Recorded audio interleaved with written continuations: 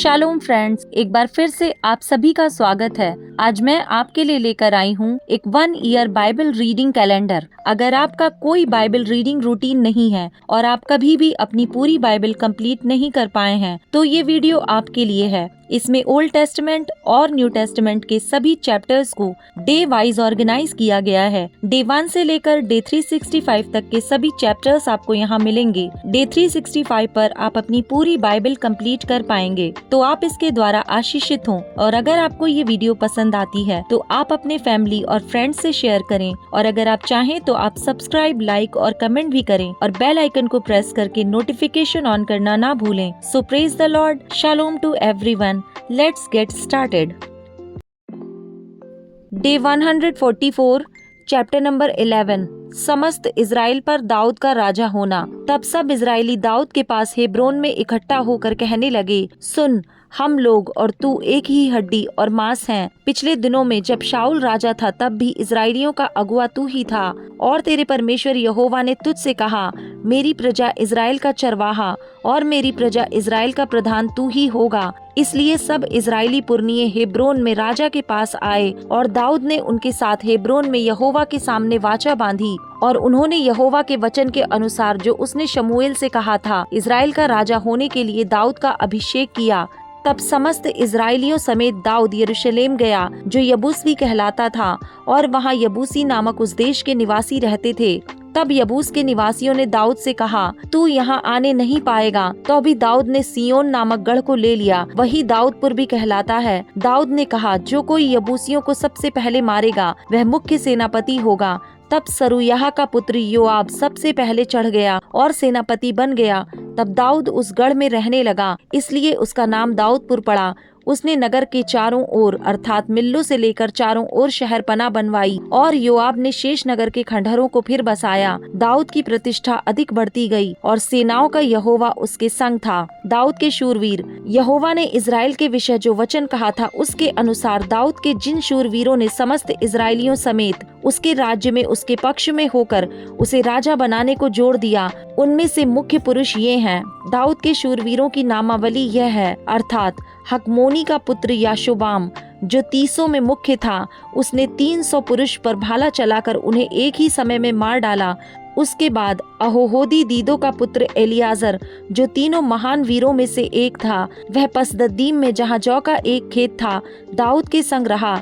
जब फिलिस्ती वहां युद्ध करने को इकट्ठे हुए और लोग फिलिस्तियों के सामने से भाग गए, तब उन्होंने उस खेत के बीच में खड़े होकर उसकी रक्षा की और फिलिस्तियों को मारा, और यहोवा ने उनका बड़ा उद्धार किया। 300 मुख्य पुरुषों में से 3 दाऊद के पास चट्टान को अर्थात अदुल्लाम नामक गुफा में गए, और फिलिस्तियों की छावनी रपाइम नामक तराई में पड़ी हुई थी। उस समय दाऊद गढ़ में था, और उस समय फिलिस्तियों की एक चौकी बैतलहम में थी। तब दाऊद ने बड़ी अभिलाषा के साथ कहा, कौन मुझे बैतलहम के फाटक के पास के कुएं का पानी पिलाएगा। तब वे तीनों जन फिलिस्तियों की छावनी पर टूट पड़े, और बैतलहम के फाटक के कुएं से पानी भरकर दाऊद के पास ले आए। परंतु दाऊद ने पीने से इनकार किया, और यहोवा के सामने अर्घ करके उंडेला, और उनसे कहा, मेरा परमेश्वर मुझसे ऐसा करना दूर रखे। क्या मैं इन मनुष्यों का लहू पीऊं, जिन्होंने अपने प्राणों पर खेला है। ये तो अपने प्राण पर खेलकर उसे ले आए हैं, इसलिए उसने वह पानी पीने से इनकार किया। इन 3 वीरों ने यही काम किए। अबीशै जो योआब का भाई था,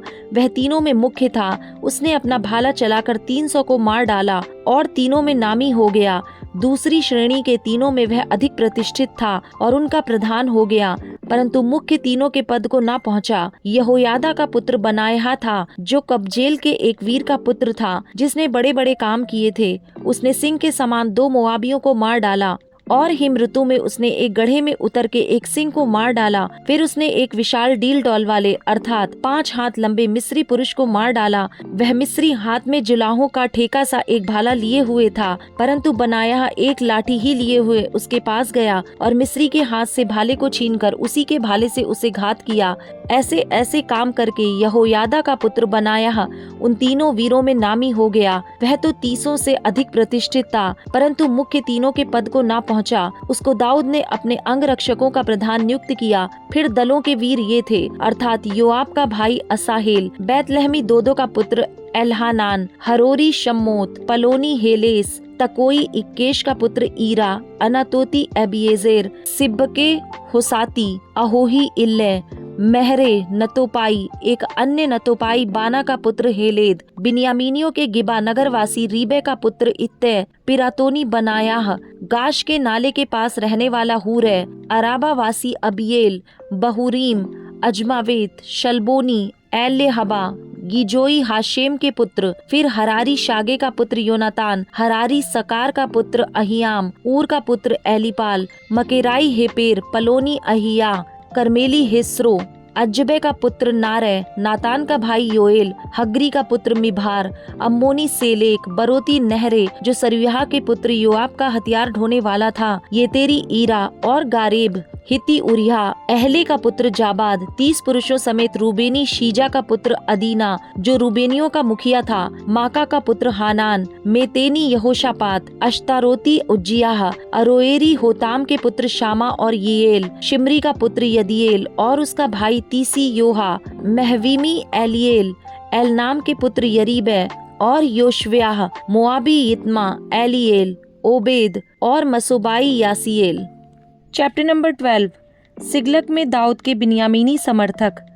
जब दाऊद सिगलग में कीश के पुत्र शाऊल के डर के मारे छिपा रहता था, तब ये उसके पास वहां आए, और ये उन वीरों में से थे जो युद्ध में उसके सहायक थे। ये धनुर्धारी थे जो दाहिने बाएं दोनों हाथों से गोफन के पत्थर और धनुष के तीर चला सकते थे, और ये शाऊल के भाइयों में से बिन्यामीनी थे। मुख्य तो अहीएजेर और दूसरा योआज था जो गिबावासी शमामा का पुत्र था, फिर अजमावेत के पुत्र यजिएल और पेलेत, फिर बराका और अनातोती येहू और गिबोनी यिश्मायाह जो 30 में से एक वीर और उनके ऊपर भी था, फिर यर्मियाह, यहजिएल, योहानान, गरेदावासी योजाबाद, एलुजै, यरीमोत, बाल्याह, शमर्याह, हारूपी, शप्त्याह, एलकाना, यिशियाह, अजरेल, योएजेर, याशुबाम जो सब कोरह वंशी थे, और गरोदवासी यारोहाम के पुत्र योएला और जब्दयाह, गाद के गोत्र से दाऊद के समर्थक। फिर जब दाऊद जंगल के गढ़ में रहता था, तब ये गादी जो शूरवीर थे और युद्ध विद्या सीखे हुए और ढाल और भाला काम में लाने वाले थे, और उनके मुंह सिंह के से और वे पहाड़ी मृग के समान वेग से दौड़ने वाले थे, ये और गादियों से अलग होकर उसके पास आए, अर्थात मुख्य तो एजेर, दूसरा ओबद्या, तीसरा एलियाब, चौथा मिशमन्ना, पांचवा यिर्मियाह, छठा अत्तै, सातवां एलिएल, आठवां यूनाहान, नौवां एलजाबाद, 10वां यिर्मियाह और 11वां मकबन्ने था। ये गादी मुख्य योद्धा थे। उनमें से जो सबसे छोटा था वह तो 100 के ऊपर, और जो सबसे बड़ा था वह 1000 के ऊपर था। ये ही वे हैं जो पहले महीने में जब यरदन नदी सब किनारों के ऊपर ऊपर बहती थी, तब उसके पार उतरे और पूर्व और पश्चिम दोनों ओर की सब तराई के रहने वालों को भगा दिया। बिन्यामीन और यहूदा गोत्रों से दाऊद के समर्थक। कई एक बिन्यामीनी और यहूदी भी दाऊद के पास गढ़ में आए। उनसे मिलने को दाऊद निकला और उनसे कहा, यदि तुम मेरे पास मित्र भाव से मेरी सहायता करने को आए हो, तब तो मेरा मन तुमसे लगा रहेगा, परंतु जो तुम मुझे धोखा देकर मेरे शत्रुओं के हाथ पकड़वाने आए हो, तो हमारे पितरों का परमेश्वर इस पर दृष्टि करके डांटे, क्योंकि मेरे हाथ से कोई उपद्रव नहीं हुआ। तब आत्मा अमासे में समाया जो 300 वीरों में मुख्य था, और उनसे कहा, हे दाऊद, हम तेरे हैं, हे यिशै के पुत्र, हम तेरी ओर के हैं। तेरा कुशल ही कुशल हो और तेरे सहायकों का कुशल हो, क्योंकि तेरा परमेश्वर तेरी सहायता किया करता है। इसलिए दाऊद ने उनको रख लिया और अपने दल के मुखिया ठहरा दिए। मनशशे गोत्र से दाऊद के समर्थक। फिर कुछ मनशशेई भी उस समय दाऊद के पास भाग आए, जब वह फिलिस्तियों के साथ होकर शाऊल से लड़ने को गया, परंतु वह उनकी कुछ सहायता न कर सका, क्योंकि फिलिस्तियों के सरदारों ने सम्मति लेने पर यह कहकर उसे विदा किया, वह हमारे सिर कटवाकर अपने स्वामी शाऊल से फिर मिल जाएगा। जब वह सिगलग को जा रहा था, तब ये मनशशेई उसके पास भाग आए, अर्थात अदना, योजाबाद, यदीएल, मिकाएल, योजाबाद, एलीहू और सिलतल्लै जो मनशशे के हजारों के मुखिए थे। इन्होंने लुटेरों के दल के विरुद्ध दाऊद की सहायता की, क्योंकि ये सब शूरवीर थे और सेना के प्रधान भी बन गए। वरन प्रतिदिन लोग दाऊद की सहायता करने को उसके पास आते रहे, यहाँ तक कि परमेश्वर की सेना के समान एक बड़ी सेना बन गई। फिर लोग लड़ने के लिए हथियार बांधे हुए हेब्रोन में दाऊद के पास इसलिए आए कि यहोवा के वचन के अनुसार शाऊल का राज्य उसके हाथ में कर दें। उनके मुखियों की गिनती यह है, यहूदा के ढाल और भाला लिए हुए 6,800 हथियारबंद लड़ने को आए। शिमोनी 7,100 तैयार शूरवीर लड़ने को आए। लेविये 4,600 आए। हारून के घराने का प्रधान यहोयादा था और उसके साथ 3,700 आए। सादोक नामक एक जवान वीर भी आया और उसके पिता के घराने के 22 प्रधान आए। शाऊल के भाई बिन्यामीनियों में से 3,000 आए, क्योंकि उस समय तक आधे बिन्यामीनियों से अधिक शाऊल के घराने का पक्ष करते थे। फिर एप्रैमियों में से बड़े वीर और अपने अपने पितरों के घरानों में नामी पुरुष 20,800 आए। मनश्शे के आधे गोत्र में से दाऊद को राजा बनाने के लिए 18,000 आए, जिनके नाम बताए गए थे। इस्साकारियों में से जो समय को पहचानते थे कि इजराइल को क्या करना उचित है, उनके प्रधान 200 थे और उनके सब भाई उनकी आज्ञा में रहते थे। फिर जबूलून में से युद्ध के सब प्रकार के हथियार लिए हुए लड़ने को पाती बांधने वाले योद्धा 50,000 आए। वे पाती बांधने वाले थे और चंचल ना थे। फिर नप्ताली में से प्रधान तो 1,000 और उनके संग ढाल और भाला लिए 37,000 आए। दानियों में से लड़ने के लिए पाती बांधने वाले 28,600 आए और आशेर में से लड़ने को पाती बांधने वाले 40,000 योद्धा आए। यर्दन पार रहने वाले रूबेनी, गादी और मनश्शे के आधे गोत्रियों में से युद्ध के सब प्रकार के हथियार लिए हुए 1,20,000 आए। ये सब युद्ध के लिए पाती बांधने वाले दाऊद को सारे इजराइल का राजा बनाने के लिए हेब्रोन में सच्चे मन से आए और अन्य सब इजरायली भी दाऊद को राजा बनाने के लिए सहमत थे। वे यहाँ 3 दिन दाऊद के संग खाते पीते रहे, क्योंकि उनके भाइयों ने उनके लिए तैयारी की थी। और जो उनके निकट वरन इस्साकार, जबूलून और नप्ताली तक रहते थे, वे भी गधों, ऊँटों, खच्चरों और बैलों पर मैदा, अंजीरों और किशमिश की टिकियां, दाखमधु और तेल आदि भोजन वस्तु लाद कर लाए और बैल और भेड़ बकरियां बहुतायत से ले आए, क्योंकि इजराइल में आनंद मनाया जा रहा था। चैप्टर नंबर 13, वाचा के संदूक का कृत्यारीम से लाया जाना। दाऊद ने सहस्त्रपतियों, शतपतियों और सब प्रधानों से सलाह ली। तब दाऊद ने इजराइल की सारी मंडली से कहा, यदि यह तुमको अच्छा लगे और हमारे परमेश्वर की इच्छा हो, तो इजराइल के सब देशों में जो हमारे भाई रह गए हैं और उनके साथ जो याजक और लेविये अपने अपने चराई वाले नगरों में रहते हैं, उनके पास भी यह कहला भेजें कि हमारे पास इकट्ठा हो जाओ और हम अपने परमेश्वर के संदूक को अपने यहाँ ले आएं, क्योंकि शाऊल के दिनों में हम उसके समीप नहीं जाते थे। तब समस्त मंडली ने कहा कि वे ऐसा ही करेंगे, क्योंकि यह बात उन सब लोगों की दृष्टि में उचित मालूम हुई। अतः दाऊद ने मिस्र के शीहोर से ले हमात की घाटी तक के सब इजराइलियों को इसलिए इकट्ठा किया कि परमेश्वर के संदूक को कृत्यारीम से ले आए। तब दाऊद सब इजराइलियों को संग लेकर बाला को गया, जो कृत्यारीम भी कहलाता था और यहूदा के भाग में था, कि परमेश्वर यहोवा का संदूक वहां से ले आए। वह तो करूबों पर विराजने वाला है और उसका नाम भी यही लिया जाता है। तब उन्होंने परमेश्वर का संदूक एक नई गाड़ी पर चढ़ाकर अबीनादाब के घर से निकाला और उज्जा और अहयो उस गाड़ी को हाँकने लगे। दाऊद और सारे इजरायली परमेश्वर के सामने तन मन से गीत गाते और वीणा, सारंगी, डफ, झांझ और तुरियां बजाते थे। जब वे कीदोन के खलिहान तक आए, तब उज्जा ने अपना हाथ संदूक को पकड़ने के लिए बढ़ाया, क्योंकि बैलों ने ठोकर खाई थी। तब यहोवा का कोप उज्जा पर भड़का और उसने उसको मारा, क्योंकि उसने संदूक पर हाथ लगाया था। वह वहीं परमेश्वर के सामने मर गया।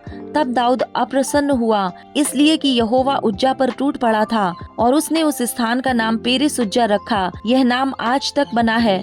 उस दिन दाऊद परमेश्वर से डरकर कहने लगा, मैं परमेश्वर के संदूक को अपने यहाँ कैसे ले आऊं? तब दाऊद संदूक को अपने यहाँ दाऊदपुर में ना लाया, परंतु ओबेदेदोम नामक गती के यहाँ ले गया और परमेश्वर का संदूक ओबेदेदोम के यहाँ उसके घराने के पास 3 महीने तक रहा।